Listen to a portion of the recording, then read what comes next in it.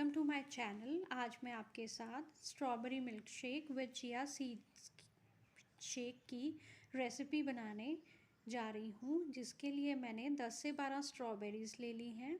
उसे हम अच्छी तरह से वॉश कर लेंगे। वॉश करने के बाद हम इसे छोटा छोटा डाइस में काट लेंगे। मैंने स्ट्रॉबेरीज़ वॉश करके रख दी हैं। अब मैं इसे छोटा छोटे डाइस में काट लूँगी। स्ट्रॉबेरी को मैंने डाइस में काट दिया है। स्लाइस्ड स्ट्रॉबेरी अब हम इसमें ब्लेंडर जार के अंदर मैं ट्रांसफ़र कर रही हूँ। इसमें ऐड करेंगे 2 टेबलस्पून हनी। हनी के बेनिफिट्स ये हैं कि ये फ़ैट को रिड्यूस करता है।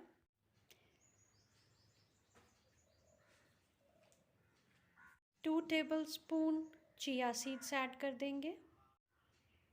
मैंने दूध लिया है जिसे मैं ब्लेंडर में ट्रांसफ़र कर दूँगी। ये लीजिए 1 गिलास दूध, ये भी ब्लेंडर में ट्रांसफ़र कर देंगे। चीज़ों को ब्लेंड कर देंगे। ये तैयार है हमारा strawberry milk shake with chia seeds. ये बहुत ही हेल्दी ड्रिंक है।